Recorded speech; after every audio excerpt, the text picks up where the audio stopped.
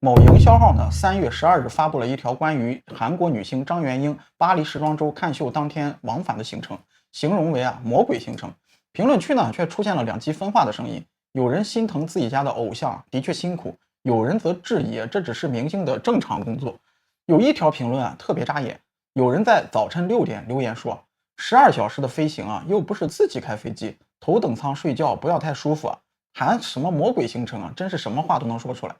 本来这就是一条不黑不捧的中立评论，但是却遭到张元英粉丝的疯狂攻击。有粉丝点开这个评论的主页，发现是一名正在怀孕的孕妇，于是便攻击她生一个畸形儿。有人发现她跟现任老公是家里催着结婚，于是便诅咒她离婚，并且希望她得到丈夫的家暴。如此泯灭人性的言语其实在饭圈文化里经常出现。饭圈文化是未成年少女的主战场，如果感到生活不顺，甚至有人质疑一下自己的偶像，他们便会拿出最恶毒的语言来攻击对方，甚至形成了一定数量的固定粉丝群。有大粉觉得某个人不爽，就会在群里发公告，然后群内一呼百应，组织各种极端言论去充当水军。这些已经形成非常成熟的产业链。我们时常在某个明星的博文里边看到的控评，便是饭圈群体或自发或收费组成的，其中就不乏有一些神通广大之人。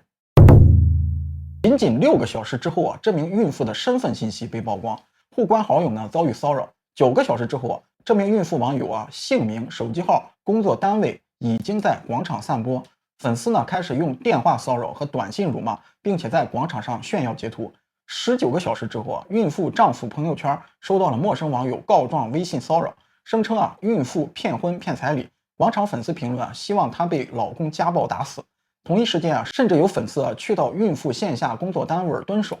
最初尚未明确指向人肉搜索开河挂人的始作俑者，没想到3月15日微博 ID 为眼毛的网友主动认领，并且态度嚣张，毫无悔意，甚至出言挑衅，快来报警吧，上个放话要抓我的坐牢的已经过了1年了，依旧没给我一个教训，看看我的 IP 在哪。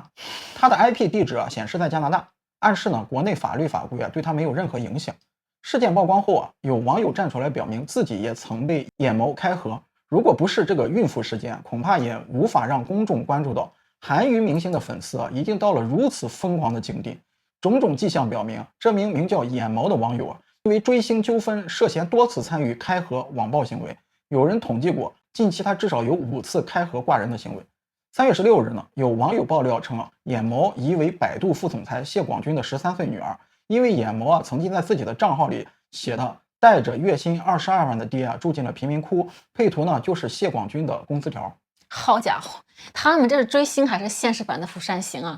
？12小时就被人肉成筛子了，19个小时全家信息都挂满了热搜，24个小时不到，粉丝都能堵到人家公司楼下。知道的是追星，不知道的还以为是扫黑风暴拍续集呢。那小姑娘天天喊着守护我们全世界最好的姐姐，结果转头就咒人家孕妇生畸形儿，判人家老公家暴，这哪里是追星这就是集体考了一个网络刽子手资格证。然后更魔幻的是，背后居然还有产业链，大粉在群里发一个冲塔令小粉丝们就像丧尸围城似的，就举报骂街开河一条龙服务。再加上那个加拿大的一个13岁的大小姐眼谋，怕是零花钱都用在人肉代购上了，这嘚瑟的来抓我呀，真是。我感觉他是不是当自己是赛博一个武则天呀？所以我们在谈论魔鬼行程的时候，真正可怕的不是明星本身的那个工作强度，而是饭圈里这群举着爱的旗号践踏人性的魔鬼。这种诅咒孕妇生畸形儿的言论本质上是一群尚未建立完整价值观的一个未成年少女，在群体狂欢中把人性良知献祭给所谓的信仰。更值得警惕的是这种集体作恶早已形成了产业链，大粉振臂一呼散粉就冲锋陷阵，资本在背后收割流量，最后把鲜活的生命异化成数据战场厮杀的数据。3月17日有权威媒体截图到百度副总裁谢广军的致歉朋友圈，变相证实了网友的猜测，即涉事账号眼毛为自己的女儿所有。谢广军表示自己作为父亲，未能及时察觉并引导女儿正确处理问题，未能及时教会女儿尊重保护他人及自己的隐私，深感愧疚，并向所有受影响的朋友郑重道歉。希望大家给13岁的女儿一个机会，言语之间有点护犊子的意思。这个百度副总裁的这个道歉朋友圈我也看了，7次谈到了他的女儿，13岁成了万能的一个挡箭牌，受害者连名字都不配拥有哈。当13岁的少女轻描淡写的说出查人信息找我时这个暴露的不仅仅是家教这个问题，更多的是整个数据时代的一个荒诞。我们每天点击用户协议，正在成为我们新时代的卖身契。谢广军的道歉呢，其实没有得到网友们的支持和理解，反倒因为他的身份遭受来自网友的质疑。有网友怀疑呢，谢广军女儿所公布的信息来源与他爸爸百度公司高管的身份有关系。百度公司呢，也因为高管加封问题可能涉及到对员工行为的监管漏洞受到公众质疑。孕妇小可表示，自己已经与多名遭眼毛开合的受害者取得联系，目前已经有2人报警。开合事件呢，给小可带来了极大的影响，他的信息被2次传播的很高，有的甚至达到了上万赞和500次以上的转发。对此呢，他感到非常不安。他说呢，只要我的言论让别人感到不满，就可以随意公布我的信息，引导他人对我进行网暴，我感觉到很不安。小可呢还表示，犯错的人呢没有受到惩罚，现在我要看到和这起事件相关的企业名人名都会很影响我的心情，精神损失严重。在巨大的精神压力下，小可选择了报警。他在微博呢晒出了立案单，并且表示谢广军在朋友圈道歉呢，受害者看不到，希望他可以公开道歉。眼看着这个事情越闹越大，百度公司终于坐不住了，公开发表了一篇回应。3月19日，针对副总裁女儿开合事件发布官方声明，表示百度坚决谴责这种窃取和公开他人隐私的网络暴力行为，并强调公司内部数据管理严格，遵循匿名化权限隔离等等安全措施，已向公安机关报案，追究造谣者责任。声明还称呢，百度安全部门反复调取了相关日志，并查验了当事人的权限，结果表明开合信息并非源自百度，而是来自于海外社工库，一个通过非法手段收集个人隐私信息的数据库。其中呢，无论是高管在朋友圈的道歉，还是百度试图通过声明划清公司与事件的关联，都难以真正的让网友信服。一方面呢，百度副总裁谢广军在事件发酵后选择了在微信朋友圈发布道歉声明，全文呢只是提到了女儿，却没有说到这个孕妇小可，仅仅是受影响的朋友没模糊指代，而且强调呢就是13岁的女儿，这个试图呢用年纪小来解释错误，却对关键的问题呢避而不谈。这种道歉方式也被舆论视为逃避公众监督，缺乏诚意。另一方面呢，百度2年因副总裁卷入了隐私事件，别家创始人李彦宏用隐私换便利的争议言论被重提，公众对于百度的企业文化和社会责任都表达出明显的不买账。如果平台高管拥有任意调用用户隐私数据的权限，并且轻易向自己的亲属开放，那么背后的数据安全风险将无法想象。而这就指向了问题的根源。相比于追究一个13岁女孩的责任，更令人担忧的是，一个身处境外的13岁孩子如何轻易获取到大量互联网用户的隐私信息。这就不得不提到一个相对专业的名词，海外社工库。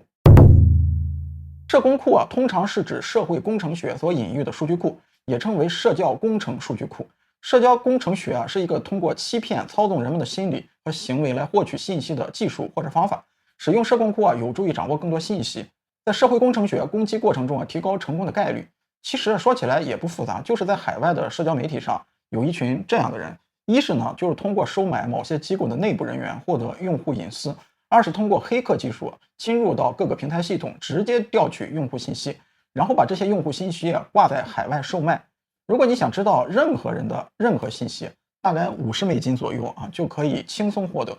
谢广军的女儿不仅自己开合挂人，而且还貌似做起了小生意。她公开表示呢，如果有人想查询某人信息，找我就可以了，520块钱人民币。果不其然呢，就是龙生龙，凤生凤，只有13岁的年纪，还懂得了如何赚差价。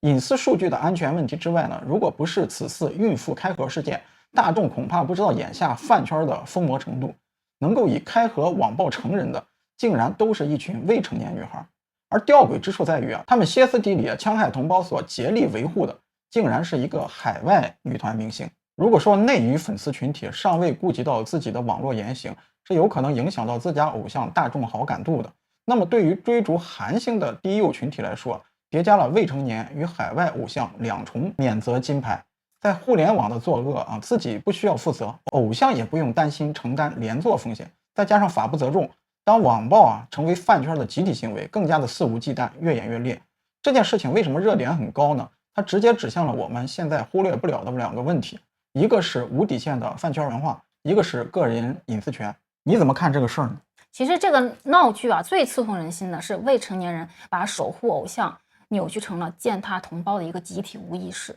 当我们看着这些少女用恶毒的语言诅咒另一位母亲的时候，看到的不仅仅是饭圈本身的那个失序，更是文明社会在虚拟世界遭遇反祖的现象。要破除这种集体的癔症需要的不仅仅是封几个账号，而是重建数字时代的巴别塔。首先，我们的法律需要长出牙齿，把开盒纳入刑法，侵犯公民个人信息罪加重情形，让躲在境外 IP 后的那些施暴者知道法网终究会跨境。管你 IP 是加拿大还是北极，只要人肉我们中国人，就应该全球通缉嘚瑟的说报警来抓我的那熊孩子，就应该让他爹的那个22万月薪变成罚款单。第二是平台也需要刮骨疗毒，破除流量至上的估值逻辑，建立网暴预警的这个系统，年龄分层的这个机制。微博天天炸号删帖那么勤快，怎么人肉信息挂热搜3个小时都不管？我建议网信报搞一个咱们网暴响应速度排行榜，谁家平台删诅咒鳗鱼删差评，就罚他们老板做经济舱第三呢，就是咱们教育体需要补上缺口，在中学课堂可以开设一个数字伦理课的一个课程，让下一代明白真正的偶像是不需要粉丝踩着他人的尸骨来证明我们的爱意。现在的追星教材也应该更新了中学生课堂就应该放人肉搜索判刑实录，作业呢就写如果我妈被挂到反黑站。偶像工作室应该定期开普法直播，粉丝做数据前也先考网络行为守则。